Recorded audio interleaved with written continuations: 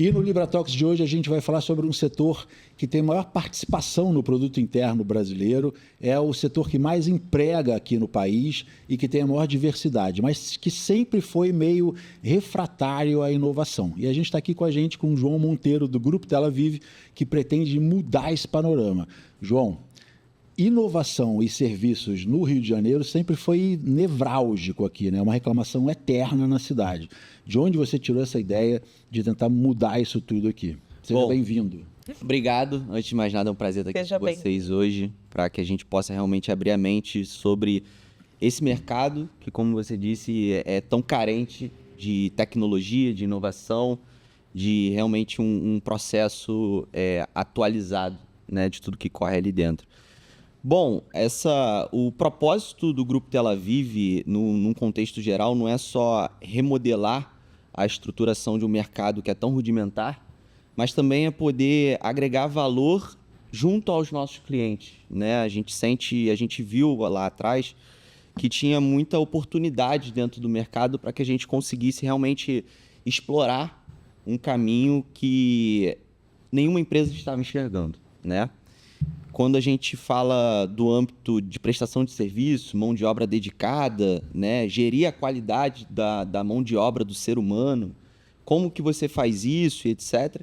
E acabou que o mercado, principalmente no Rio de Janeiro, virou um mercado de commodity. Né? Um mercado que você tem que bater preço, se o seu preço é menor, você está dentro, e negligenciando um pouco a qualidade do que estava sendo entregue. Então, a gente viu que existem apenas duas opções. Ou você vai para o preço baixo e a entrega de uma péssima qualidade, ou você vai realmente para um preço justo, que nem sempre é viável para um planejamento financeiro de grandes empreendimentos ou empreendimentos que têm as suas particularidades.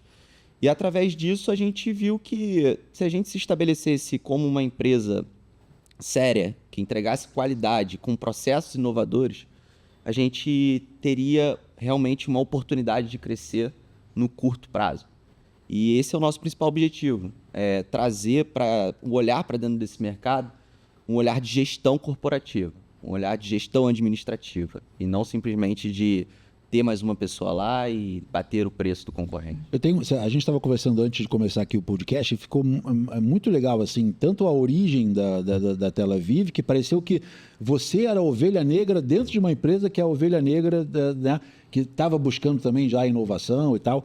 E no Rio de Janeiro parece que era tradicional não haver esse investimento em segurança, porque você começou com segurança, que eu acho que é mais claro ainda que, né, era muito mais pela força do que pela inteligência, sem criticar, né, nenhum segmento nem nada.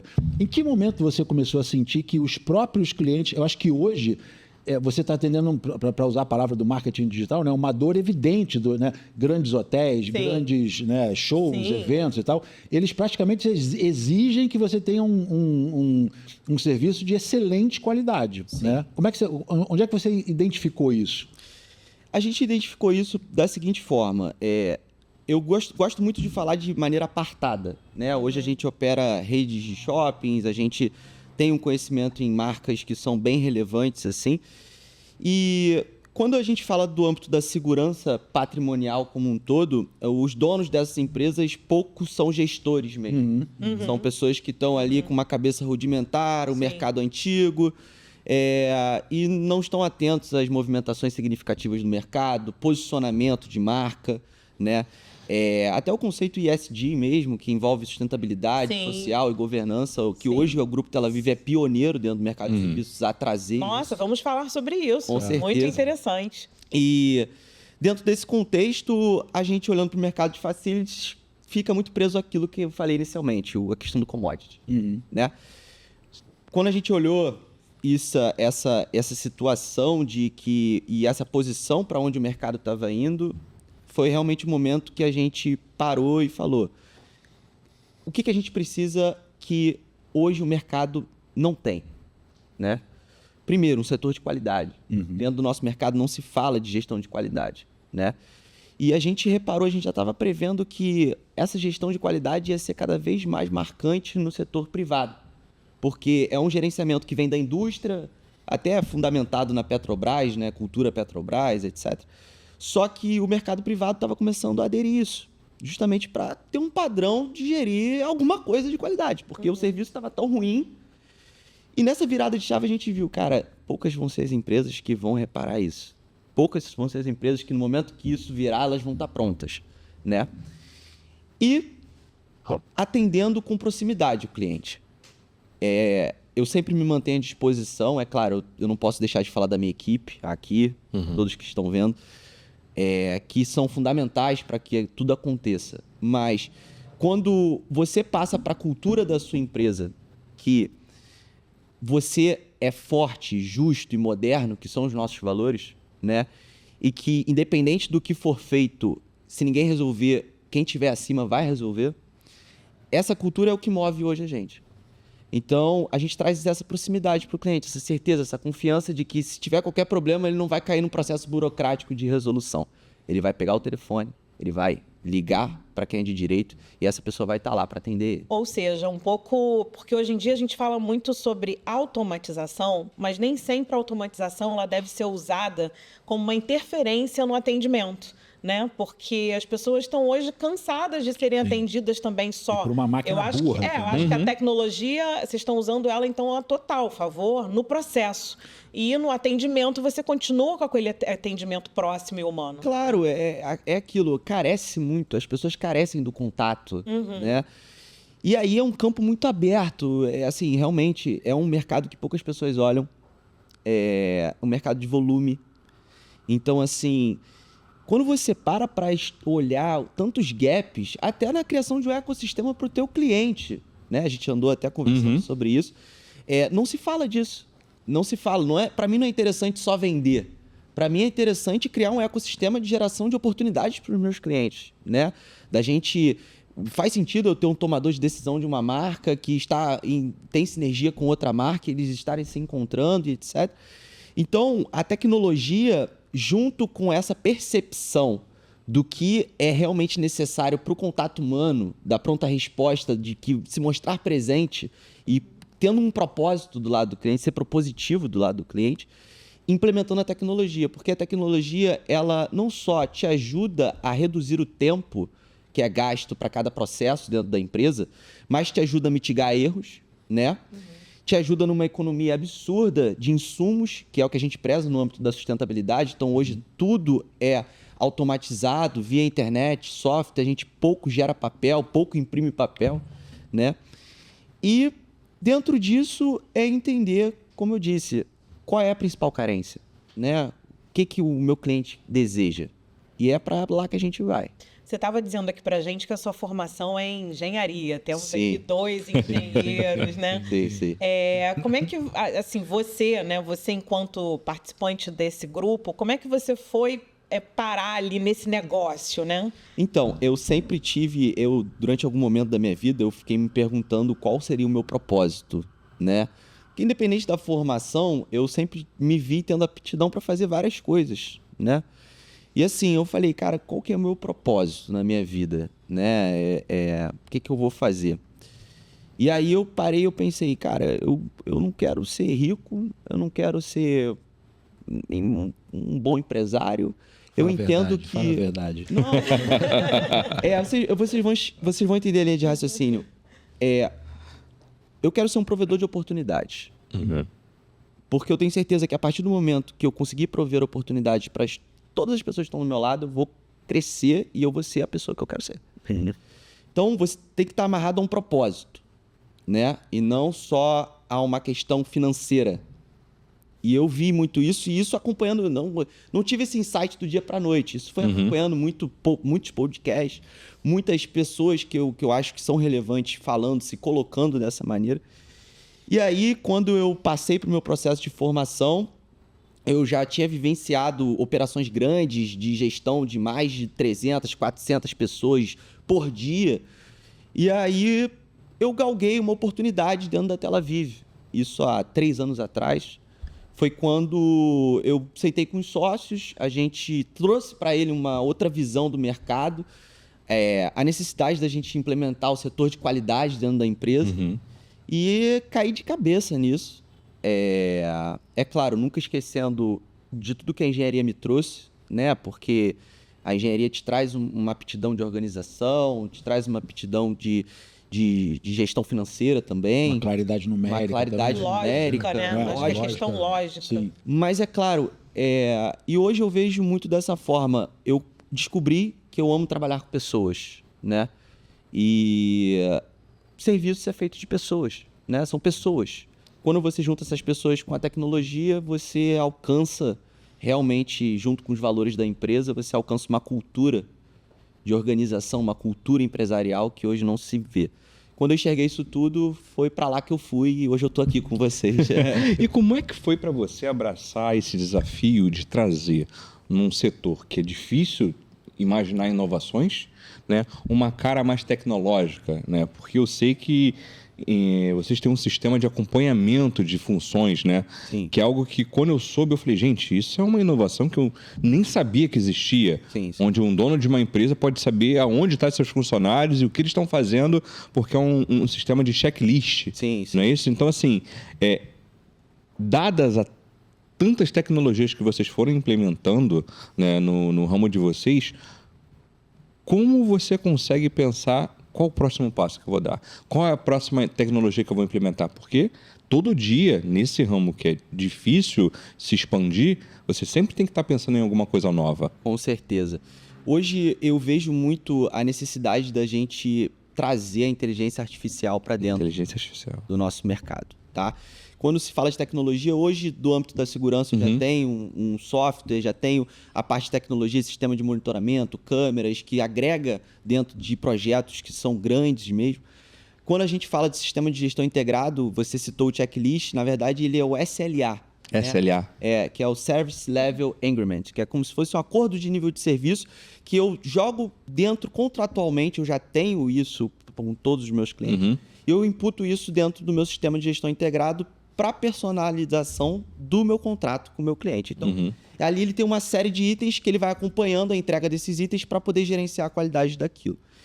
E aí, quando você hoje me pergunta, cara, como é que você enxerga qual é o próximo passo, né? O próximo passo a nível de tecnologia é a gente não só trabalhar com a inteligência artificial, agregando dentro dos nossos propósitos de atendimento operacional e tentar ao máximo usufruir da tecnologia dentro de uma cultura organizacional para os nossos colaboradores. Então, eu vejo que a tecnologia hoje está fundamentada para mim nesses 3 pilares dentro do nosso mercado.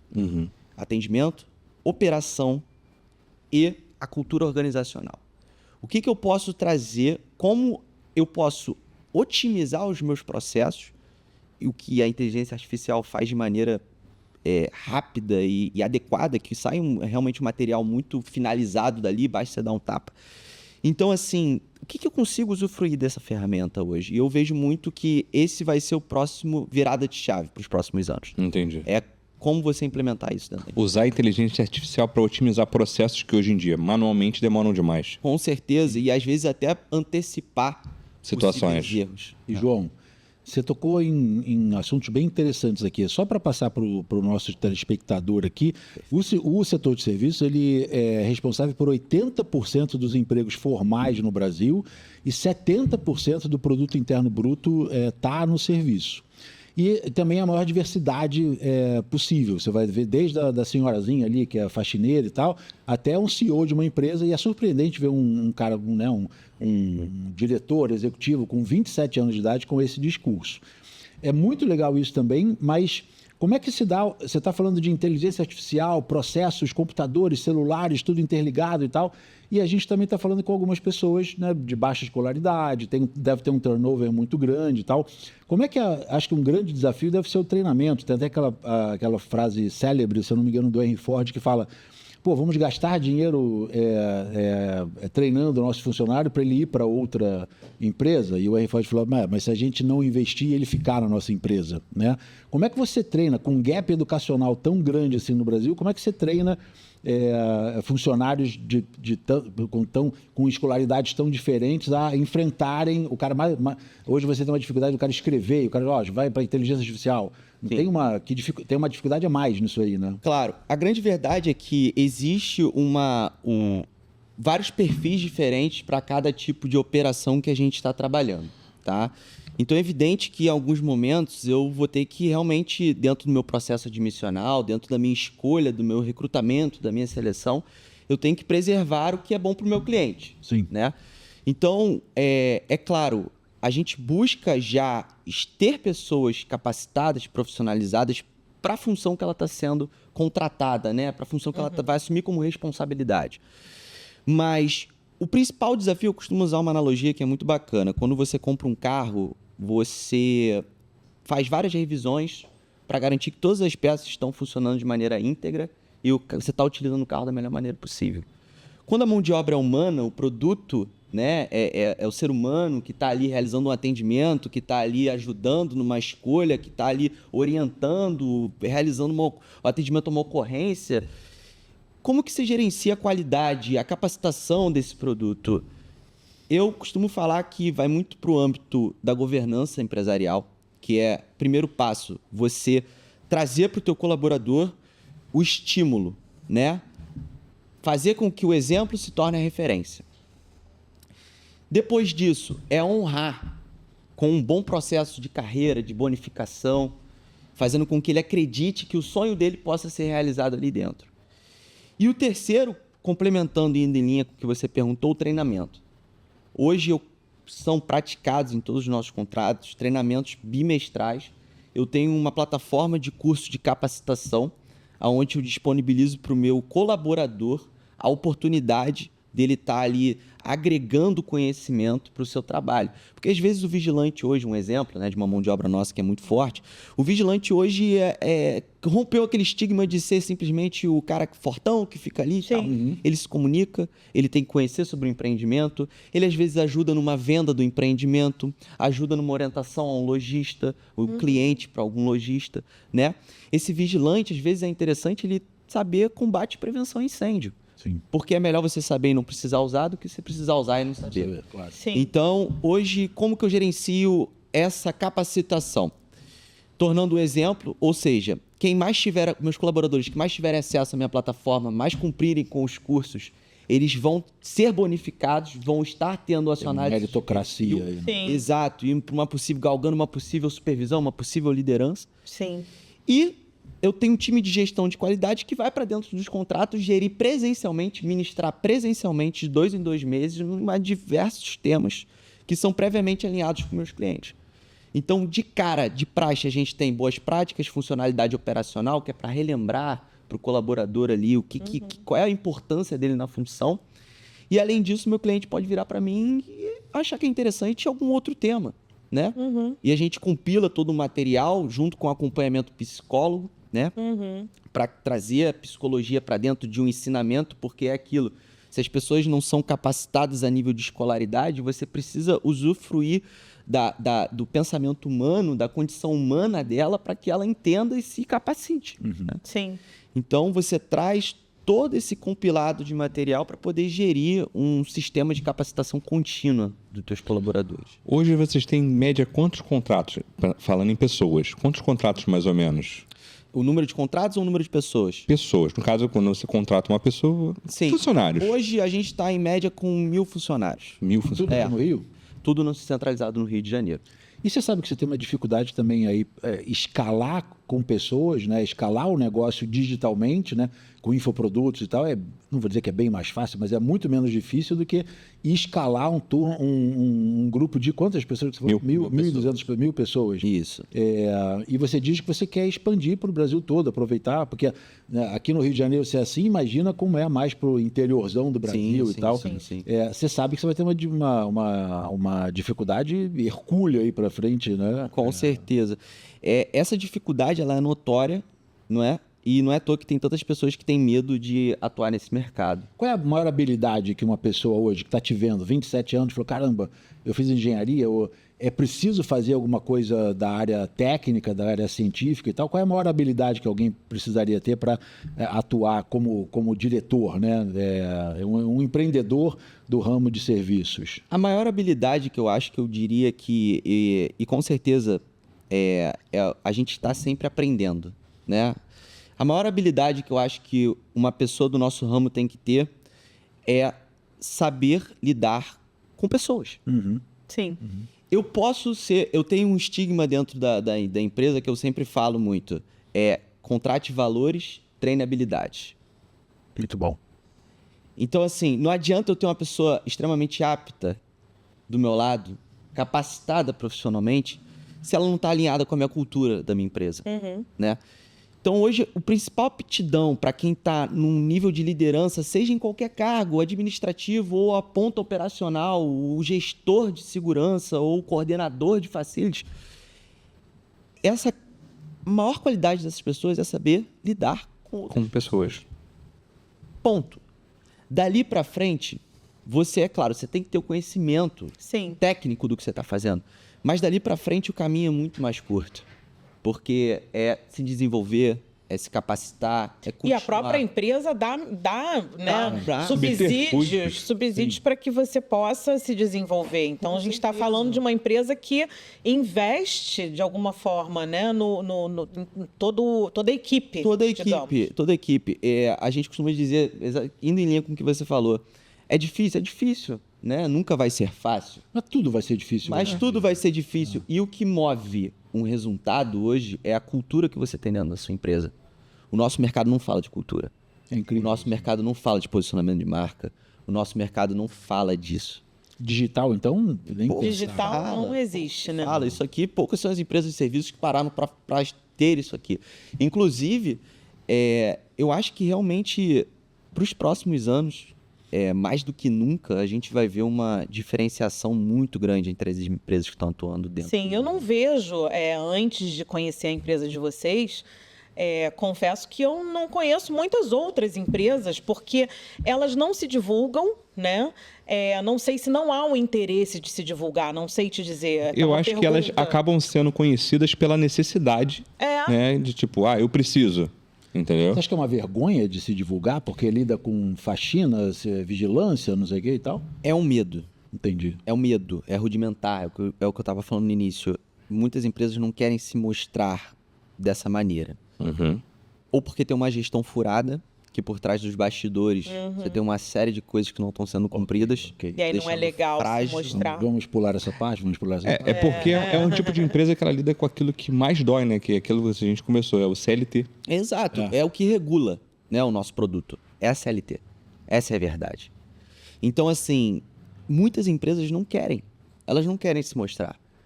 Porque simplesmente não confiam, né, no que elas têm. Elas não confiam na própria gestão, a verdade é essa. Não confiam. Porque nós, criadores de conteúdo, né, a gente olha para um produto como... Chamo de produto porque para a gente é assim que se fala, né? A gente olha para um produto como o de vocês, a gente vê um mar de possibilidades de vídeos e de fotos e de entrevistas e depoimentos. E aí, de repente, depois de conhecer o trabalho de vocês, eu fui dar uma pesquisada nos demais e fui ver que... Onde está esse pessoal todo, né? Só que o trabalho está aí, existindo, né? Em várias empresas. Então, existe. Não, e é muito engraçado porque, por exemplo, o cliente do seu cliente, nós aqui, por exemplo, o cliente do seu cliente vai ter contato com os seus trabalhadores, né? Que é com o vigia do shopping, com o rapaz que está limpando o banheiro e tal. E a gente está aqui no downtown, por exemplo. A percepção que eu tenho no downtown vem dessa qualidade dos serviços também, né? E é incrível que os donos dessas empresas não percebam que isso... Por exemplo, outro dia eu fui pedir uma informação aqui para o segurança. E o cara foi de uma polidez, de uma prestatividade que eu falei, nossa senhora, até me surpreendeu. Sabe? E aqui, breaking news, hein? Estamos falando com a pessoa que o avô construiu o downtown. Exatamente. Legal, cara. Exatamente. O avô dele construiu o downtown e vendeu o downtown, né? Muito legal. 3 meses. Muito legal. 3 meses. E também tem uma dificuldade muito grande, que ele era coordenador do Arnaldo Zuckerman, para quem conheceu, né? Uma lenda aí no mercado. E ele tem uma dificuldade muito grande também, porque os corretores também eram super destreinados e tal. Ele não conseguia passar toda essa...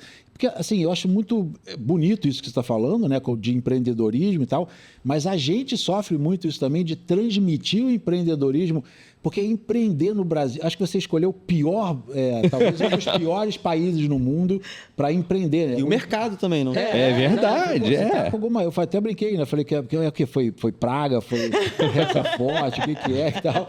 Porque assim, ainda mais... E coragem, né? E muita coragem. Tem que ser realmente um cara de 27 anos de idade, né? E principalmente em CLT, a gente tem uma revolução.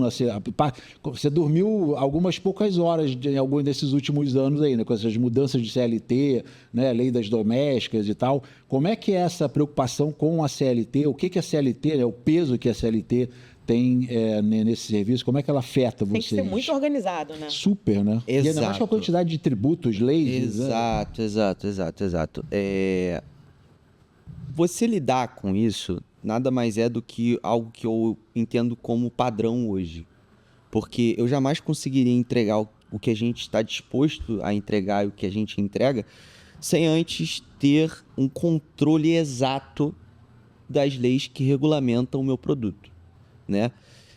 Assim como se eu estivesse atuando dentro de qualquer outra gestão, poderia ser a Anvisa a regulamentar o meu produto. Mas pegando o que você falou, falando sério, assim, você tem o controle exato de todas as leis? Porque, cara, é tanta coisa que... Você tem pessoas do seu lado que entendem bastante, que se preocupam com isso, né? Você tem pessoas do seu lado que são pessoas que, como eu disse inicialmente, a equipe. O que motiva hoje essa organização nossa é justamente a necessidade de que, se não for dessa maneira, é melhor nem jogar esse jogo. Verdade. Entende? Sim. Nem começar, né? Nem começar. Por que eu estaria aqui hoje? Era melhor me manter em bastidor. É verdade. Então, assim, isso para mim é uma coisa muito clara e objetiva, tá? A grande dificuldade nisso é no conceito de agregar valor antes de preço. Essa é a principal dificuldade. Poucas são as marcas que, quando olham para um preço, elas falam assim: esse cara não consegue fazer isso nesse valor. Porque tem alguns encargos que, se botar o piso da categoria, isso aqui não está dando certo. Tem alguma coisa aqui que está errada. Então, a nossa briga é justamente mostrar para o cliente que é o seguinte: gente, tudo bem, pode não ser o menor preço, mas eu tenho qualidade e é execuível. E eu tô todo correto. E eu tô correto, é execuível, é algo dentro de um padrão, dentro de uma regulamentação, dentro de uma série de itens que você tem que entregar. Porque independente, é tudo muito bonito na palavra, né? Mas quando você tá lá na ponta, vivenciando, o teu colaborador, ele tem que olhar para trás e falar assim: bom, quem tá lá em cima tá pensando em mim também. Porque é muito atípico. Então, assim, quando você fala dessa questão, para mim, chega a ser até muito básica, que nada pode correr fora de um padrão regular a nível de CLT. E isso talvez diferencie vocês desses outros concorrentes. Os teus concorrentes te abominam. Assim, você é um lunático. A grande verdade é que hoje, como eu te disse, eu brigo com empresas que hoje estão faturando aí bilhões anualmente. Essa é onde a gente vê que tem espaço para agregar valor antes do preço. Elas já estão também no Brasil todo? Elas estão no Brasil todo. E assim, é o que eu te falo. Aí você vira para mim e você pode me perguntar agora: pô, João, beleza, e qual é o teu principal diferencial relacionado a essas empresas? Sim. Pô, João, qual é o teu melhor diferencial para relacionar a essas empresas? É o atendimento. Porque eu posso até te vender a qualidade, mas isso já é... Default já tá dentro. Tá dentro de um padrão que é necessário. Isso já tem que ser. Esse é o mínimo que você tem que entregar. É o mínimo que você tem que entregar. Agora, quando você vai para uma... Aí, beleza, aí você tem uma marca lá que está procurando qualidade. Beleza, ele tem qualidade, mas ele não tem atendimento. Sim. Porque para aquela empresa que está prestando serviço para ele é só mais um. Porque a gente tem aqui no Brasil só de janeiro para cá, inúmeros exemplos de seguranças que se portaram mal e que destruíram a imagem. Da empresa numa bobeira. Detalhe, destruíram a imagem do cliente. Exatamente. Do cliente. Do cliente, não foi nem da empresa. Trabalhando, né? Do cliente para quem ele trabalhava. Exato. E é brutal. Você fala, um segurança fala uma coisa errada, ainda mais nesse momento agora que discursos são são atos de violência quase, e com redes sociais, então, né? Um segundo o cara destrói. Destrói. E a capacidade de você entender para onde olha, a cultura externa está indo, sim, esse é o feeling que faz você antecipar a tua equipe. Uhum. Vou te dar um exemplo. A questão hoje que está muito inflamada, né? A questão da opção de sexual das pessoas, isso está muito inflamado, né? Quando você antecipa isso para o teu colaborador, que, olha, gente, hoje já não existe tantas atuações como existiam antigamente. Sim. Então, hoje, quando você para analisar o que está sendo conversado externo às suas operações, você num treinamento você chega e antecipa para o teu colaborador. Ok. Na mesma hora. Você então tem que estar ultra antenado no que está acontecendo. Eu digo que eu tô aqui para fazer com que as coisas aconteçam. Quem tem que estar antenado é o meu coordenador. Ok. E o gerente que está abaixo. Ok. Eles dois têm que estar antenados. Mas você tem que ser o reflexo para eles. Com certeza. Porque uma vez que, se não partir deles o propósito de antecipar esse problema... O problema é deles. O problema passa a ser distribuído entre a cadeia que está toda abaixo dele. Não, e se chegou em você o problema, ferrou, né? A cadeia embaixo toda está ruim. Filtros, né? Mas voltando para o ponto focal da pergunta, que é você expor a marca do seu cliente quando você tem um problema dentro do estabelecimento, dentro do empreendimento. O que a empresa faz dentro de uma ocasião como essa? É a famosa gestão de crise, que a gente chama. Gestão de crise. Saber gerenciar a crise. Isso eu posso te falar que eu sou apaixonado. Eu tenho paixão por isso. Eu tô começando a achar que você é meio louco, João. Vou te falar. Adoro resolver problemas, cara. Me vê um problema aqui, pelo amor de Deus, que eu tô me coçando, cara. O João mexendo. Não, e o... Tá sentado, peraí, gente, rapidinho. Tá sentado o TK aqui, não sei se vai aparecer no corte, mas ele aqui também resolve só problemas. Desafios diários. E o Renato adora desafiar, você já viu, né? Ele gosta ali de chegar, para dar uma... É o tipo de serviço que quando dá certo, ninguém chega para você e fala, João, parabéns, cara. Certo. Só chega em você quando dá um problema. É isso. Ou seja, se o dia tá calmo, é porque você tá fazendo o seu trabalho muito bem. Muito bem. Quando eu acordo de manhã, não tem nada no meu WhatsApp, fala assim, nossa, a galera tá trabalhando. Porra, tô bem demais. Diferente quando você tem um elogio, né? Sabe que eu fiquei feliz? Eu tava cobrindo o The Town, lá em São Paulo. E foram 5 dias de 100 mil pessoas e tal.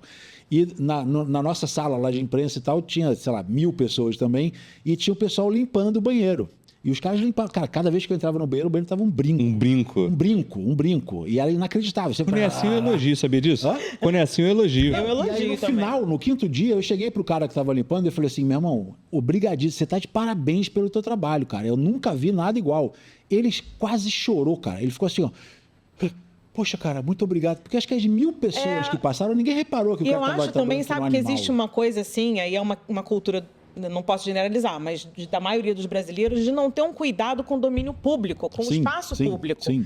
Então, assim, cara, zelo, né? as pessoas entram num banheiro, exemplo, público, elas não se dão conta que tem um ser humano ali que está trabalhando, e que ele não está ali para limpar uma sujeira que deveria ser a não sujeira sua. Exato. Né? Que você deve manter o mínimo de educação, ele deveria porque ser limpo, é um espaço né? público. Exato. Entendeu? Eu cheguei a entrar em banheiro feminino de mulheres estarem limpando, dizendo assim, eu não sou obrigada a limpar determinada coisa que eu não vou falar aqui, que uma outra mulher deixou aqui, entendeu? Porque isso já beira um desleixo, né, do espaço público. Então, a gente está vivendo num país que as pessoas não têm esse cuidado. Então, ter uma mão de obra dessa, eu super valorizo também, quando eu entro num banheiro que eu vejo uma pessoa limpando e eu falo, pô, bom dia, boa tarde, mas as pessoas não tratam assim. Sim.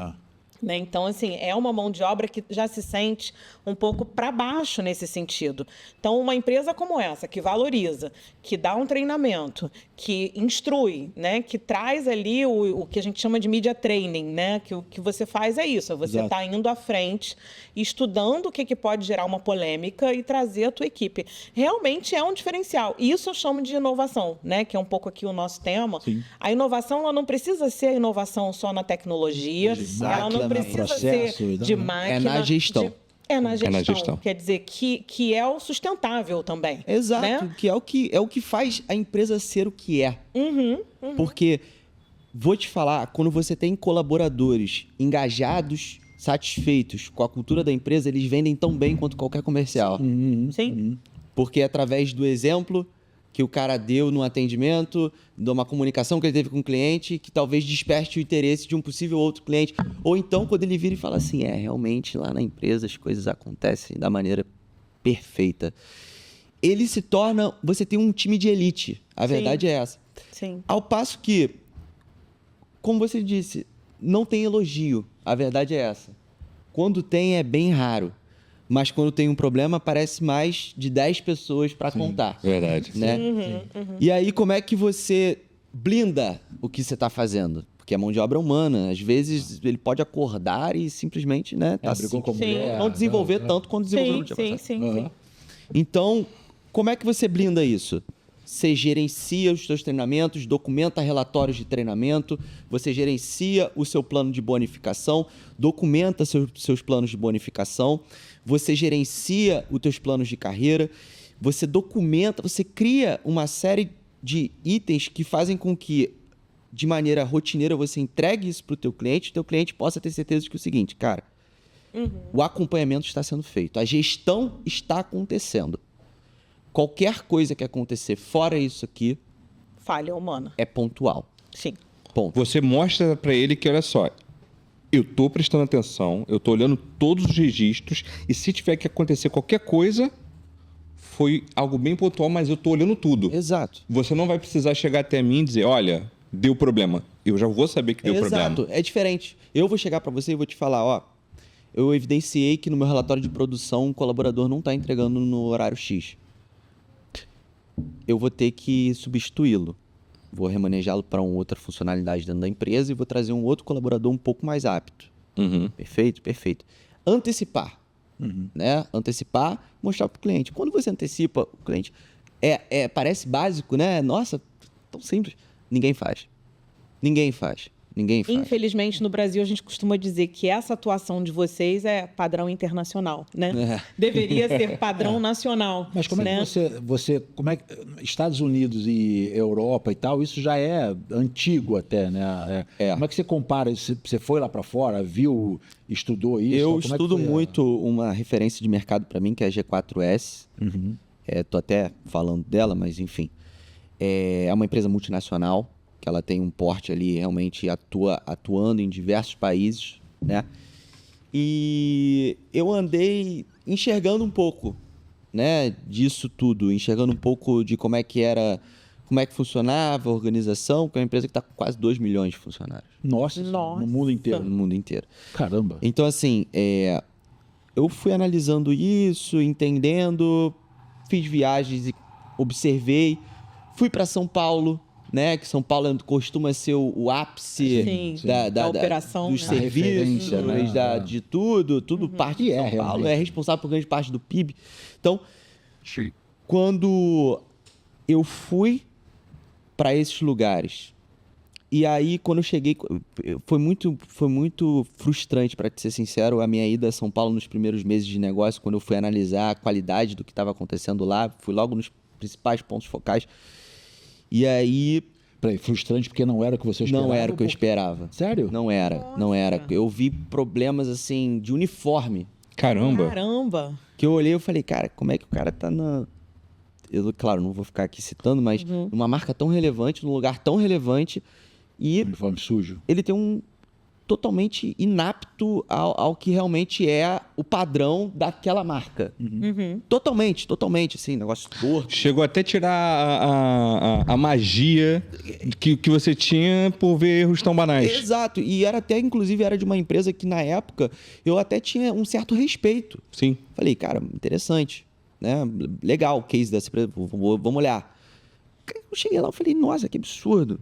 E aí, em viagens para o exterior, eu conversando também lá em Vegas, quando teve a Feira de Segurança Mundial, lá a gente falando sobre várias coisas, etc, tal. E aí uma coisa que ficou muito marcante para mim, foi Vegas não, foi Texas. Uma coisa que ficou muito marcante para mim foi, realmente, o padrão de qualidade existe, mas no Brasil e a América Latina, principalmente, ele é algo que está muito distante.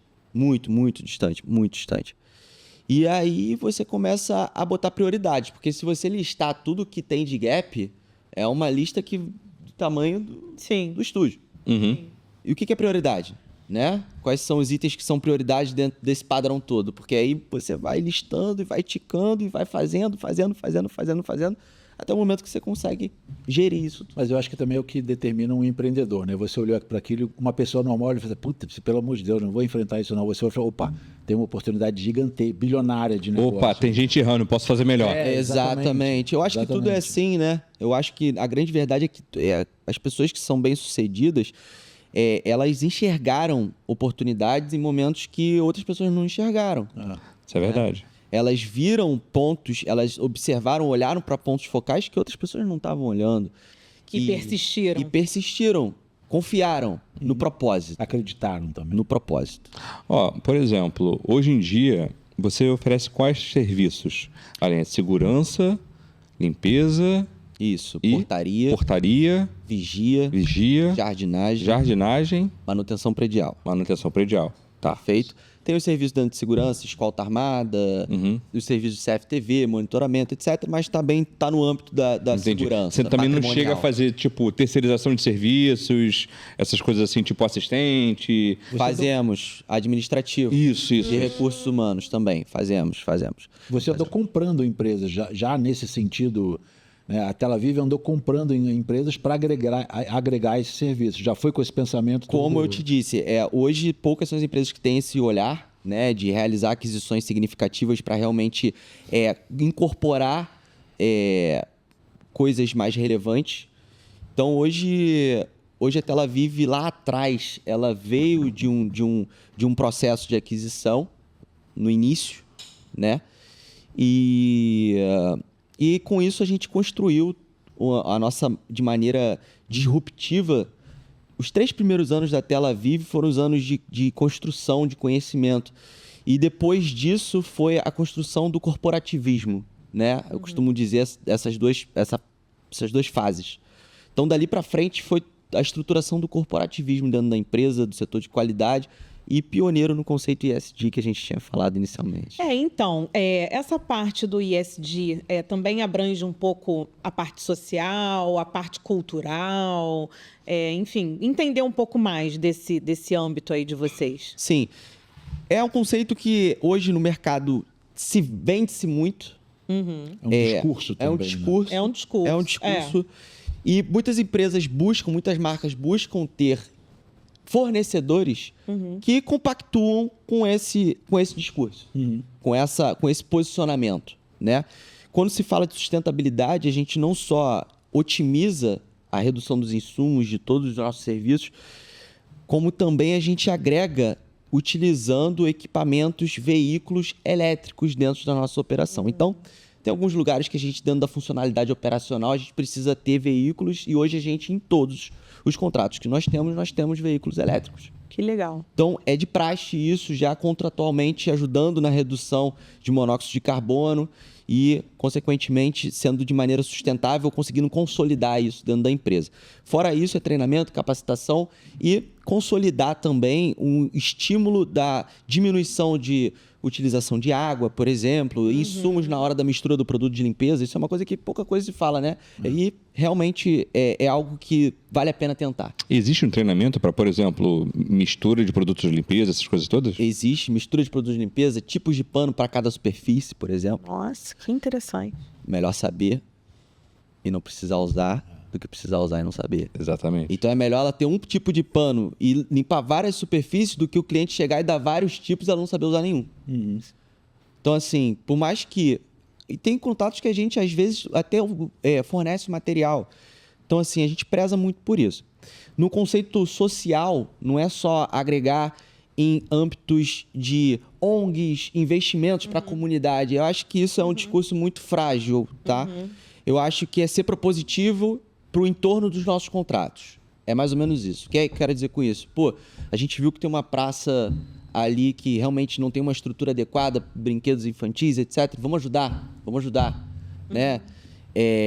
E hoje a Tel Aviv faz isso de maneira, assim, realmente a gente ainda não divulga isso de maneira objetiva. Ou seja, vocês fazem essas ações, mas também fazem por fazer, porque vocês não trabalham elas. Exato, porque isso está muito dentro do propósito. É orgânico. É orgânico. Né? Na verdade, não é nem... É assim, para eles, isso é tão natural que não precisa ser feito para... divulgado. Né? Exato. E eu te digo que muito das partes dessa iniciativa parte de mim também. Eu sempre estou visitando os clientes, tenho essa proximidade, eu estou ali, estou vendo o problema, etc. Estou acompanhando o serviço do gerente de operações, do coordenador de operações.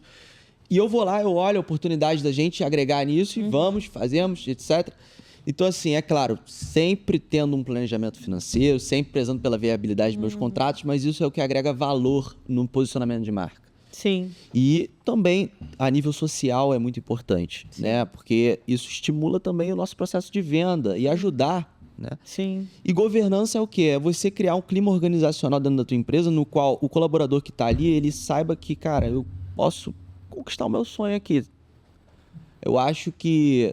é muito engraçado, a gente tem um evento semestral, eu tenho uma lista de sonhos dos colaboradores. Né? Que legal. E aí isso é até um projeto agora que a gente vai estar remodelando ele novamente esse ano, que a cada semestre a gente bota os nossos colaboradores no auditório, né?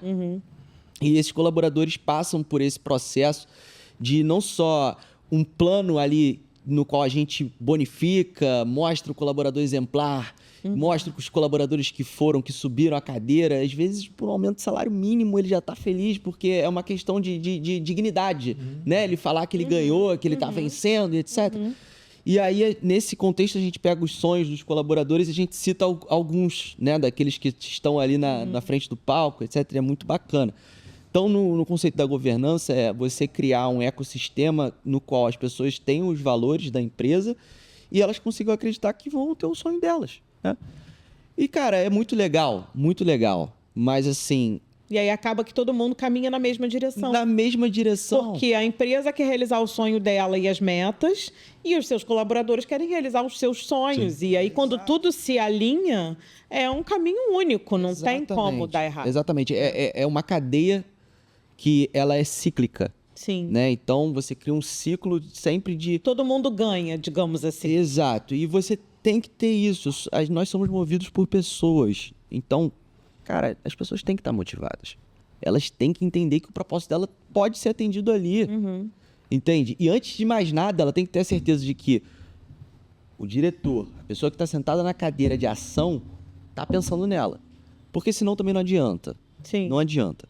Então, é desafiador. Desafiador. Qual é o teu maior desafio hoje? Depois de toda essa revolução que você fez, hoje, onde você olha e fala, ainda tem isso daqui para melhorar? O que... É romper a mentalidade de alguns clientes que ainda não entendem isso. Que isso tem um valor. Que isso tem um valor. Preço. Que isso tem um valor que não tem só o Isso aqui também tem um valor. O que chama de gorila não é à toa, entendeu? Ele tem que se movimentar com calma, porque ele é grande. Então, aqui a gente já está, 1 hora de papo aí, meninas? 1 hora? Vamos, então, começar aquelas perguntinhas da finaleira, né? Tipo, aonde você quer chegar, João? Você lembra da sua infância? Aliás... Eu acho que essa é a parte mais difícil. Tu não tem nem mais difícil pra falar. Ele deixou essa pra mim. Vamos lá, onde eu quero chegar? João com 35 anos, fala pra mim. João por João. Ó, de papo pro Gabi. Onde eu quero chegar? Eu não quero chegar sozinho. Isso é a primeira coisa. Você ficou envergonhado agora? Você deu uma baixada ali de volta? Não. É porque... Ele tá pensando. Exato. Eu tô pensando no que é realmente mais relevante pra mim. Porque existem tantas coisas que a gente deseja, mas também o que tá linkado com o meu propósito, né? Uhum. Então, aonde eu quero chegar? A primeira coisa que eu sei é que eu não quero chegar sozinho. Eu quero que as pessoas que estão do meu lado hoje possam estar lá comigo. E eu quero chegar com a Tel Aviv. E qual vai ser esse momento? Como é que você se vê, né? Com 35 anos. Eu me vejo entrando num auditório lotado de pessoas totalmente estimuladas pelo propósito da empresa e pela cultura da empresa. E eu podendo falar para elas que eu estive aqui, por exemplo, hoje. Contar minha história para essas pessoas. Eu me vejo assim, com 35 anos, sendo não só a pessoa que rompeu a barreira do mercado de serviços, inovou no mercado de serviços, mas sendo um exemplo para toda a minha gestão e toda a minha empresa. Então, é assim que eu quero chegar com 35 anos, e não sozinho. Quero que todos que estão aí também, galera Tel Aviv, estejam conosco. E é assim que eu enxergo. Muito bom. Muito bom. Olha, aprendemos bastante. Aliás, essas trocas, elas são para isso, né? A gente tem um lema aqui no Libra, que o equilíbrio é tudo. Tem que ser bom para todo mundo. E foi a partir daí que a gente criou o Libra Talks, que é um papo de aprendizado, onde a gente troca, a gente aprende, a gente cresce, porque nós também temos esse conceito, né? A nossa origem é essa, de todos nós aqui, de que a gente não cresce sozinho, a gente não vai sozinho para lugar nenhum, né? E que tem que estar sendo bom para todo mundo. Então, foi um grande prazer ter você aqui com a gente. Foi muito bom. Prazer foi uma troca maravilhosa, que possam vir outros, e quem sabe o podcast Tel Aviv. Com certeza. Isso aí, pode ter certeza que a gente vai tirar isso do papel, vamos fazer acontecer, porque esse é o próximo passo. É claro, a casa está arrumada, agora vamos pro marketing. É isso aí. Né? Vamos agregar. Porque vocês podem. Porque a gente pode. E já tem o primeiro convidado já, ó. Né, Tecá? Pra quem tá aí olhando o podcast, tem um rapaz aqui do outro lado, aqui nos bastidores, que é um cara que, meu irmão, também vai brilhar aqui nesse podcast, tenho certeza disso. Fechou. E parabéns também, João, por esse pensamento, cara. Obrigado, cara. Parabéns. Isso eu chamo de inovação. Acho que tecnologia, ela vem porque vem, né? Porque o mundo cresce. Mas a inovação está na mentalidade, está na cultura. Verdade. Está no seu propósito. Então, parabéns, meu amigo. Obrigado, viu? Mais um Libra Talks. Foi um prazer estar aqui. Obrigado. Jargão? O futuro ao vivo. Obrigado, pessoal. Valeu.